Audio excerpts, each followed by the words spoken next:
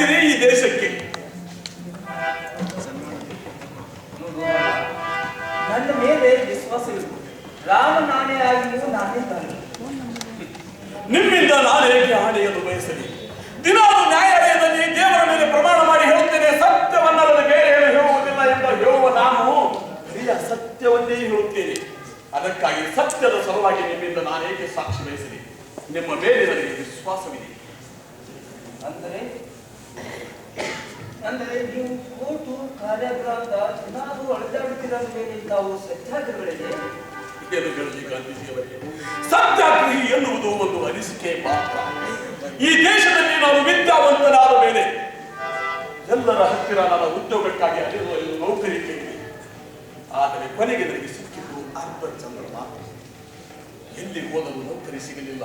ಹೊಟ್ಟೆ ಬಾಡಿಗಾಗಿ ಏನಾದರೂ ಮಾಡಲೇಬೇಕಾಗಿತ್ತು. ಮನಸ್ಸು ಒಪ್ಪುತ್ತಿರಲಿಲ್ಲ ಮಹಾತ್ಮಾಜಿ, ಮನಸ್ಸು ಒಪ್ಪುತ್ತಿರಲಿಲ್ಲ. ಶಿಕ್ಷಣ ಪಡೆದಿದ್ದೆ, ಎಲ್ಲವನ್ನು ಮರೆತು ಮನಸ್ಸು ಕಲ್ಪು ಮಾಡಿಕೊಂಡೆ. ನಂತರ ನಾನು ಕೈಗೊಂಡ ಉದ್ಯೋಗ ಯಾವುದೇ ಗೊತ್ತೇ ಪೂಜರೆ?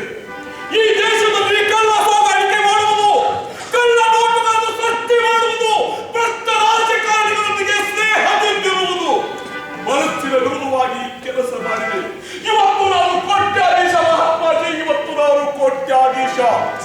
ಈ ದೇಶದಲ್ಲಿರುವ ಮಹಾನ್ ಮಹಾನ್ ವ್ಯಕ್ತಿಗಳೆಲ್ಲ ನನ್ನ business sleeping partner Mahatmaji, sleeping partner. ಅನ್ಯಾಯ ರಾಮ, ಇದು ಅನ್ಯಾಯ.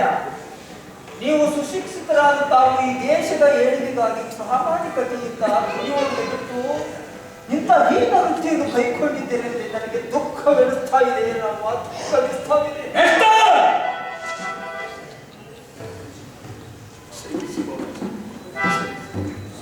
ಪ್ರಾಮಾಣಿಕತೆ ಎನ್ನುವ ಶಬ್ದದ ಅರ್ಥವೇ ನನಗೆ ತಿಳಿಯದು. ಸ್ವಾತಂತ್ರ್ಯಕ್ಕಾಗಿ ಆಂದೋಲನ ಮಾಡಿ ಪಡೆದ ಭಾರತ ಹೀಗಿರಬೇಕು ಹಾಗಿರಬೇಕು ಎಂದು ತರ್ಕಿಸಿದ್ದೆ ತಮ್ಮ ತತ್ವವಾಯಿತು ಮಹಾತ್ಮಾಜಿ, ತಮ್ಮ ತತ್ವವಾಯಿತು. ಆದರೆ ನಂತರ ಈ ದೇಶದಲ್ಲಿ ನಡೆದಿದ್ದೇನು ಪೂಜರೆ, ನಡೆದಿದ್ದೇನು? ತಮ್ಮ ಅನುಯಾಯಿಗಳೆಂದು ಕರೆಯಿಸಿಕೊಳ್ಳುವರು, ಗಾಂಧಿವಾದಿಗಳೆಂದು ಕರೆಯಿಸಿಕೊಳ್ಳುವರು, ದೇಶಭಕ್ತರೆಂದು ಕರೆಯಿಸಿಕೊಳ್ಳುವವರು ಈ ದೇಶದ ಸಂಪತ್ತನ್ನು ಸುಲಿದರು. ತಮ್ಮ ಹೆಸರಿನಲ್ಲಿಯೇ ತಮ್ಮ ಬಂಡವಾಳವನ್ನು ಮಾಡಿಕೊಂಡು ಈ ರಾಷ್ಟ್ರವನ್ನು ಸುಲಿದು ಹಾಕಿದರು. ನೋಡಿ ಮಹಾತ್ಮಾಜಿ, ತಾವು ಅಹಿಂಸೆಯನ್ನು ಪ್ರತಿಪಾದಿಸಿದಿರಿ, ಆಗಿನ ಹಾಲನ್ನೇ ಆಹಾರ ಮಾಡಿದಿರಿ. ಆದರೆ ತಮ್ಮ ಅನುಯಾಯಿಗಳೆಂದು ಕರೆಯಿಸಿಕೊಳ್ಳುವವರು ಹಾಲನ್ನಲ್ಲ ಬಾಪೂಜಿ, ಆ ಹಾಲು ಕೊಡುವ ಹಾಲನ್ನೇ ತಮ್ಮ ಆಹಾರ ಮಾಡಿಕೊಂಡಿದ್ದಾರೆ. ಪೂಜ್ಯರೇ, ಆಹಾರ ಮಾಡಿಕೊಂಡಿದ್ದಾರೆ. ಈ ದೇಶಕ್ಕಾಗಿ ತಾವು ಸ್ವರಾಜ್ಯ ಬಯಸಬಾರದಾಗಿತ್ತು, ತಾವು ಸ್ವಾತಂತ್ರ್ಯವನ್ನು ಬಯಸಬಾರದಾಗಿತ್ತು. ಏನು ಹೇಳಬೇಕು ಪೂಜ್ಯರೇ?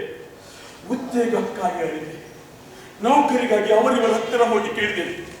ನಾನು ನೌಕರಿ ಕೊಡ್ತೀನಿ, ನನ್ನ ಮುಪ್ಪಿನ ವಯಸ್ಸಿನ ತಂದೆ ತಾಯಿಗಳಿದ್ದಾರೆ, ಅವರನ್ನು ಸಾಕಬೇಕು, ನನ್ನ ಹೊಟ್ಟೆಯನ್ನು ಹರಿಯಬೇಕು ಎಂದು ಅಂಗವಾಚಿ ಬೇಡಿಕೊಂಡರು ಕೂಡ ಈ ದೇಶದ ಮಹಾನ್ ಮಹಾನ್ ವ್ಯಕ್ತಿಗಳು ಏನು ಕೇಳಿದ್ರು ಗೊತ್ತೇ ಬಾಪೂಜಿ? ಏನು ಕೇಳಿದ್ರು ಗೊತ್ತೇ?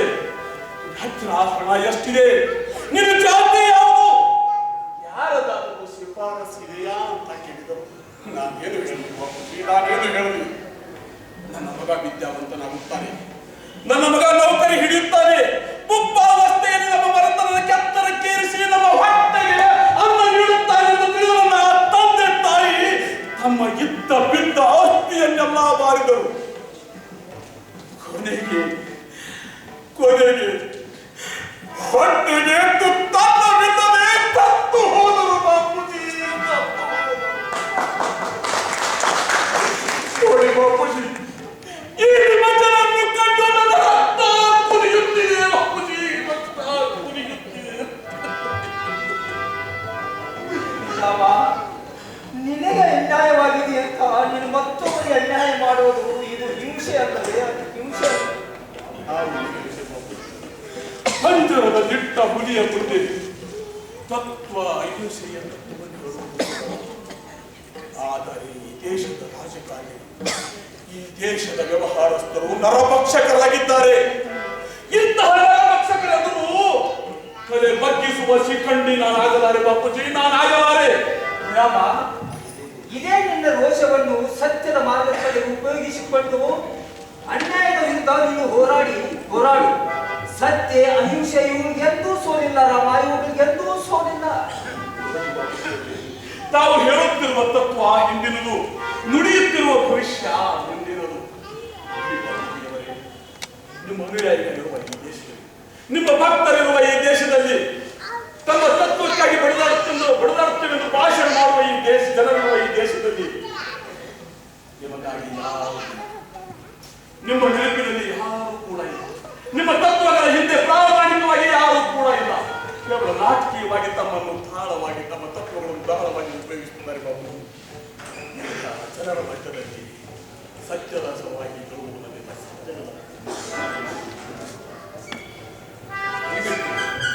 ದಯವಿಟ್ಟು ನೀವು ಇಲ್ಲಿಂದ ಹೊರಟು ಹೋಗುವುದೇ ಶಕ್ಯವಿಲ್ಲ ರಾಮ, ಶಕ್ಯವಿಲ್ಲ. ನನ್ನ ಭಾರತದ ಜನರು ನನ್ನ ತತ್ವವನ್ನು ಪಾಲಿಸುವುದಕ್ಕಾಗಿ ಹೊರತಟ್ಟು ನಿಂತಿದ್ದಾರೆ. ಈ ನನ್ನ ದೇಶ ಬಾಂಧವರು. ಇಂಥ ಜನ ಇರುವಾಗ ನಾನು ಈ ದೇಶವನ್ನು ಬಿಟ್ಟು ಹೋಗಲಾರೆ. ನಾನು ಮತ್ತೆ ಜನರಲ್ಲಿ ನಂಬಿಕೆಯನ್ನು ಮೂಡಿಸಿ ಮತ್ತೆ ನಾನು ಜಾಗೃತಿಯನ್ನು ಮೂಡಿಸುತ್ತೇನೆ. ಜಾಗೃತಿ ಮೂಡಿಸುವ ಹುಚ್ಚ ತಪಸ್ಸಿಗೆ ಹೋಗಬೇಡ. ಜಾಗೃತಿಯನ್ನು ಯಾರು ಕೇಳುತ್ತಾರೆ? ಪ್ರಜಾಪ್ರಭುತ್ವದ ಅಡಿಗಲ್ಲಾಗಿರುವ ಚುನಾವಣೆ 5 ವರ್ಷದ ಭವಿಷ್ಯ ನಿರೂಪಿಸುವಾಗ ತಮ್ಮನ್ನು ನಾವು ಕೇಳಬೇಕು.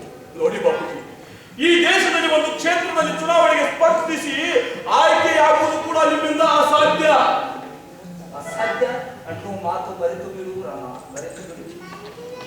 ನಾನು ಮತ್ತೆ ಈ ಜನರಲ್ಲಿ ಸಂಘಟನೆಯನ್ನು ಮಾಡಿ ಈ ದೇಶದ ಚುನಾವಣೆಯಲ್ಲಿ ನಾನು ಮತ್ತೆ ಪ್ರತಿಬಿಂಬಿಸುತ್ತೇನೆ. ಅದಕ್ಕೆ ಇದು ಸಾಧ್ಯವಾಗುವ ಮಾತು. ಏಕೆಂದರೆ ಈ ನೌಕೆಯ ಚುಕ್ಕಾಣಿಯನ್ನು ಹಿಡಿದು ಈ ವಿಶ್ವದ ಸಾಗರವನ್ನೇ ಸುತ್ತಬಹುದು ಮತ್ತು ಗೆಲ್ಲಲೂಬಹುದು. ಮದವೇರಿದ ಜನಾಂಗವಾಗಿ ಬರುತ್ತಿರುವ ಈ ಭಾರತದ ಬಿರುಗಾಳಿಗೆ ಸಿಲುಕಿ ನಿಮ್ಮ ನೌಕೆ ಚೂರು ಚೂರಾಗಿ ನಾವಿಕ ಬಲಿಯಾಗುತ್ತಾನೆ ಈ ದೇಶದ ವಿಷ ಜಂತುಗಳಿಗೆ. ಇಲ್ಲ, ನನ್ನ ಭಾರತದ ಜನ ಹಾಗಿಲ್ಲ. ಒಂದು ವೇಳೆ ಸತ್ಯ ಅಹಿಂಸೆ ಪ್ರಾಮಾಣಿಕತೆಯು ಮತ್ತಿದ್ದರೆ ಯಾವ ಧರ್ಮಕ್ಕೂ ಸ್ವತಃ ಸ್ಥಾನವಿರ್ತಿದ್ದಿಲ್ಲ, ಯಾವ ಧರ್ಮಕ್ಕೂ ಸ್ಥಾನವಿರ್ತಿದ್ದಿಲ್ಲ. ಅದಕ್ಕಾಗಿ ಈ ಜನರ ಮಧ್ಯೆ ನಾನು ಮತ್ತೆ ಪ್ರತಿನಿಧಿಸುತ್ತೇನೆ. ತಾವು ಹುಚ್ಚಿನಿಂದ ಇದ್ದ ಬುದ್ಧಿಯನ್ನೆಲ್ಲ ನಶಿಸಿ ಪ್ರತಿಜ್ಞೆ ಮಾಡದಿರಿ ಈ ದೇಶದ ವಿಷ ಜಂತುಗಳ ಮುಂದೆ. ಒಂದು ವೇಳೆ ನೀವು ಚುನಾವಣೆಯಲ್ಲಿ ಗೆದ್ದರೆ ಈ ರಾಮ ಅಂದೇ ನಿರ್ನಾಮವಾಗುತ್ತಾನೆ. ನಿಲ್ಲು ರಾಮ, ನೀನು ನಿರ್ನಾಮನಾಗಬೇಡ. ನೀನು ನಿರ್ನಾಮವಾದರೆ ಸವನರ ಗತಿ ಏನಾಯಿತು? ಇದೇ ನಿನ್ನ ದೋಷವನ್ನು ವಿಷರಕ್ತವನ್ನು ದೇಶಕ್ಕಾಗಿ ತಲುಪಿಸು. ಆವಾಗ ಗೊತ್ತಾಗುತ್ತೆ ಸತ್ಯ ಅಹಿಂಸೆಗಳಿಗೆ ಬೆಲೆ ಇದೆ ಅಂತ. ನೋಡಿ ಬಾಬು, ಇದೇ ಕ್ಷೇತ್ರದಲ್ಲಿ ಸೀತಾರಾಮ ಎನ್ನುವ ಒಬ್ಬ ವ್ಯಕ್ತಿ ಚುನಾವಣೆಗೆ ಸ್ಪರ್ಧಿಸುತ್ತಾನೆ. ಅವನ ವಿರುದ್ಧ ನೀವು ಸ್ಪರ್ಧಿಸುತ್ತೀರಾ? ಒಳ್ಳೆ ಪವಿತ್ರವಾದ ಹೆಸರು ಸೀತಾರಾಮ. ನಮ್ಮ ಬಾಪೂಜಿಯವರು ತಿಳಿದುಕೊಂಡಿದ್ದಾರೆ ರಾಮಾಯಣದ ಸೀತಾರಾಮನೆಂದು. ಬಾಪೂಜಿಯವರೇ, ಇವನು ರಾಮಾಯಣದ ಸೀತಾರಾಮನಲ್ಲ. ಆ ಶ್ರೀರಾಮಚಂದ್ರನಿಗೆ ಸೀತೆಯೊಬ್ಬಳೇ ಇದ್ದಳು. ಈ ನಮ್ಮ ಸೀತಾರಾಮನಿಗೆ ಸೀತೆಯರ ಎಷ್ಟೋ ಜನರಿದ್ದಾರೆ. ಅವನ ಕಳ್ಳ ಸಾಗಾಣಿಕೆ, ಅವನ ಅವ್ಯವಹಾರವನ್ನು ನಡೆಸಲು ಈ ರಾಜಕೀಯವನ್ನು ಪ್ರವೇಶ ಮಾಡುತ್ತಾನೆ. ಪ್ರವೇಶ ಮಾಡಿ ದೇಶದಲ್ಲಿ ರಾಷ್ಟ್ರಭಕ್ತ ಎಂದು ಒಂದು ಕಡೆ ತೋರಿಸಿದರೆ ಇದ್ದ ಬಿದ್ದ ಎಲ್ಲ ಅವ್ಯವಹಾರಗಳನ್ನು ಕೂಡ ಅವನೇ ಮಾಡುತ್ತಾನೆ. ಚುನಾವಣೆಯಲ್ಲಿ ಕೂಡ ಅತ್ಯಂತ ಅಕ್ರಮವಾಗಿ ಆತನು ಜಯಿಸುತ್ತಾನೆ. ಅವನ ವಿರುದ್ಧ ನಿಲ್ಲುವ ಶಕ್ತಿ ನಿಮ್ಮಲ್ಲಿದೆ. ನೋಡು ರಾಮ, ಅವನು ಎಷ್ಟೇ ಭ್ರಷ್ಟನಿದ್ದರೂ ನನ್ನ ಜನ ಅವನನ್ನು ಸೋಲಿಸುತ್ತಾರೆ. ಸತ್ಯತೆಗಳನ್ನು ನಿರ್ಣಯಿಸುವುದು ತಾವಲ್ಲ ಬಾಪೂಜಿ. ಚುನಾವಣೆ ಬಾಪೂಜಿ, ಚುನಾವಣೆ.